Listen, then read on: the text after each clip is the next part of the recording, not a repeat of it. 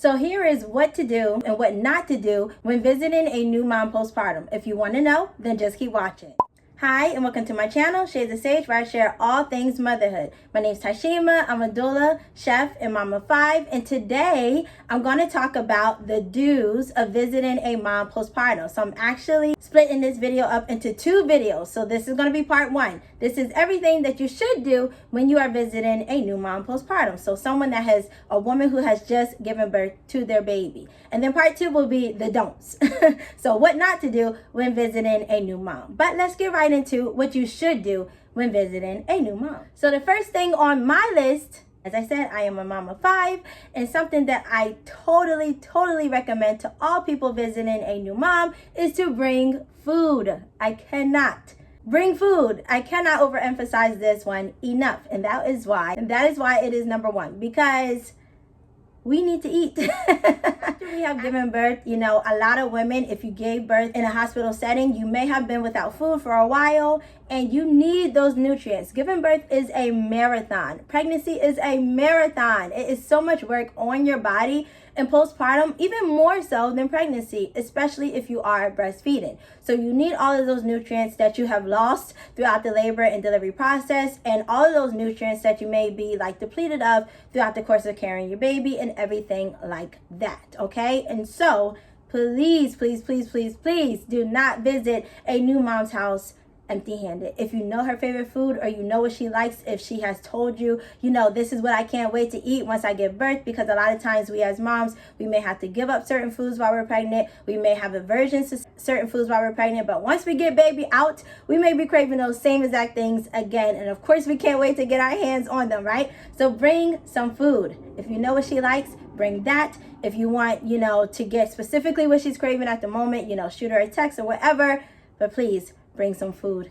Bring some food. And if she is a coffee lover like myself, bring some coffee with that food. This has been probably the number 1 thing for me postpartum. When my family would come and visit me, they always brought some food, and I was always so grateful for it, because in those new days of postpartum, you don't have time to cook. You don't have time to cook. You don't want to worry about cooking. But obviously, like I said, you need to eat, especially if you're breastfeeding, because your body requires so many more additional calories to breastfeed your baby and maintain your supply and everything like that. If you want some help with breastfeeding or some more knowledge about breastfeeding, check out my breastfeeding playlist on this channel.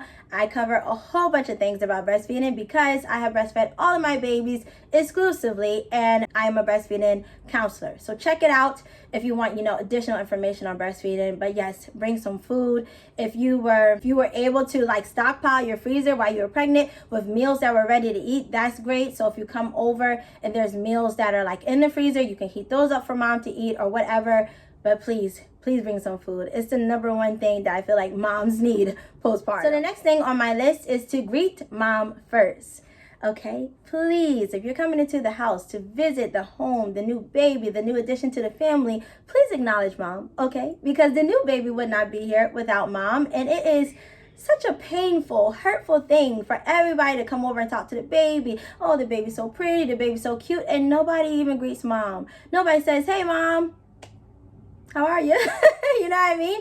Everybody's going over to the new baby, and that can hurt mom's feelings, okay? So please, let's greet the new mom. Let's acknowledge her existence, okay? And then we can go to the baby and greet the baby and say hi to the baby, all of those things.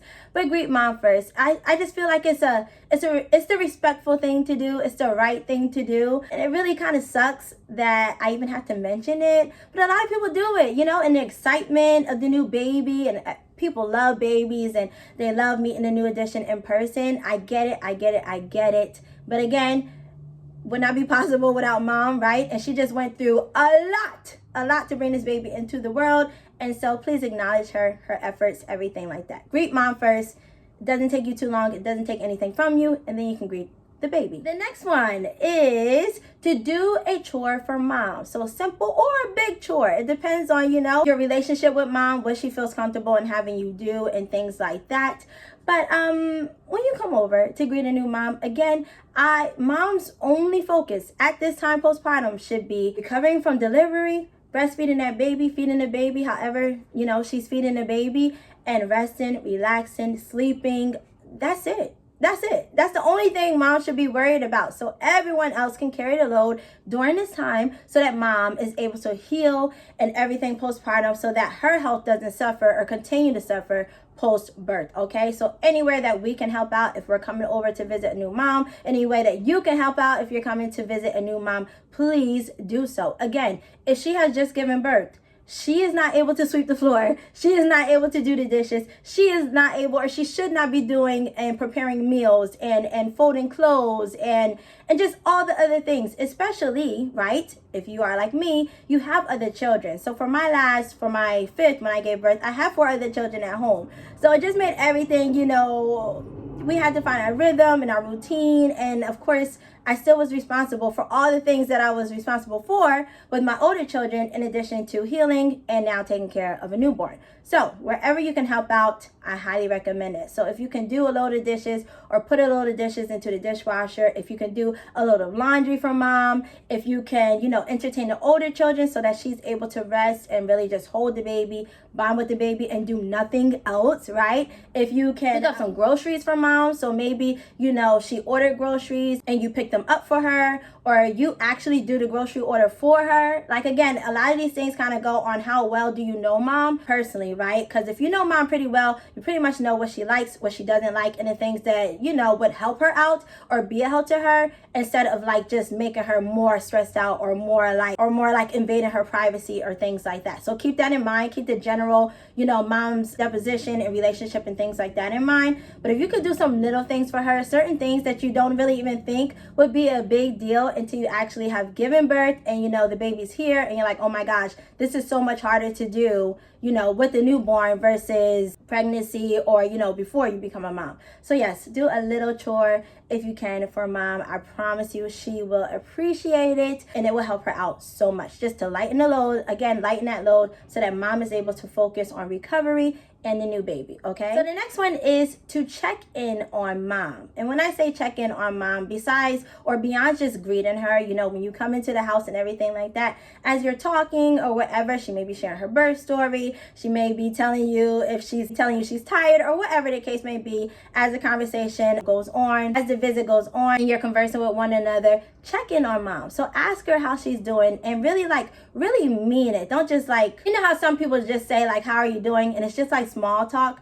That's not what I mean. I mean really check in on mom, because a lot of times postpartum we're thinking about so many different things. We're feeling so many different things emotionally, hormonally. Our hormones are off the charts. They're off balance. And if you're breastfeeding, it will not go back to regular until you are done breastfeeding. So I am currently in that stage right now. My hormones are not the same, and I can tell that in myself. So be gentle with mom, check in on mom, because postpartum depression is real. Postpartum anxiety, baby blues, all of those things are real and affect moms. And a lot of times we may feel like, we got to put on a good show for people, or we just got to keep it bottled up or don't tell anyone. But this may be her way of being able to express how she's feeling. Maybe how she felt about her birth, maybe how she feels about breastfeeding, maybe how she feels about being a new mom, because it's all new, it's all different. Like I always say, whether this is your first child or your third or your fourth or your fifth, like it is for me, it's always a new and different experience. Just adding a child to the family, adding an additional person to the family, right? And it's different. So check in with mom, be genuine about it, be sincere about it, and maybe she may be open, maybe she may be able to open up to you. If she's not at that time, at least she knows that she can come to you and talk to you about things if it starts to get too overwhelming, if she's feeling too depressed or whatever, and you could be that listening ear for her, or connect her to resources or whatever. But check in on her, because a lot of times we stay silent because we want everyone to think we're doing well, we want everyone to think we're okay, but we're really not. So check in on a new mom, because again, if mom is not feeling her best self, she cannot do the things that she needs to do for her family. And the last one for this video, which kind of segues into my next video, so make sure that you are tuned in and subscribed to this channel so that you can get the notification when I upload the next one, which is part 2, is call or text first. Okay, so call or text first, and call or text the new mom first.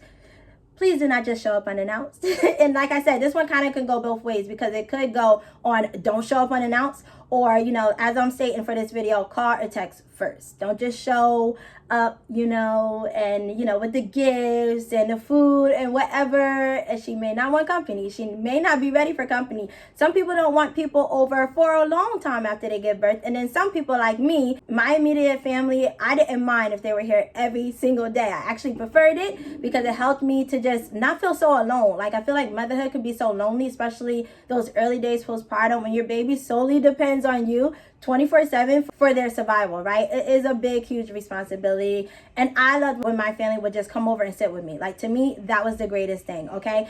But again, call, text first, and ask for permission. Don't just text and say, hey, I'm on my way. That's not the way to do it either. No. You want to call, you want to text and say, hey, I was thinking about coming over. Do you need anything on my way over? That's always my favorite ask, because then she can tell you exactly what she needs, what she wants in that moment, right? And is it okay? What's the time frame? You know what I mean? So call and text, ask for permission, and then proceed to come over. Again, please don't come over empty-handed, and just try to be considerate. I think that's the main thing I want you to take away from this video, is to be considerate. New moms are, like I said, they're in a class of their own. They're going through so many things, right? And this is kind of another topic, but in this country, a lot of people think postpartum is just 6 to 8 weeks. It's not. It's up to 2 years, okay? There's so much going on, all right? And so we just really want to make sure that moms feel supported where they are in their current stage of motherhood. And so if you're visiting, just try to do the best that you can to help her feel supported, you know, with her new role as a mom. So I think that's all for this video. And these are the do's for what to do when coming over, when visiting a new mom postpartum. I hope that you enjoyed this video. If there's anything that you would like to add for this list of do's, please leave them down in the comments below so we can all share and all help other moms who may be pregnant currently, other women who may, you know, plan on having children in the future, so that they can get all the help and the knowledge that they need to prepare themselves for the joys of motherhood. Again, stay tuned for my part 2. It will be coming out next week. So make sure that you stick around for that if you would like to see, you know, what not to do when visiting a new mom. Now, if you watched all of today's video, give me a cookie emoji, because I am craving something sweet, okay? Like I said, postpartum is up to 2 years. So I'm still postpartum. I still do have cravings, all right? And thank you so much if you watched the whole video. It definitely helps me out, and I appreciate it. Remember to let your story be your power, and I'll see you in my next video. Bye.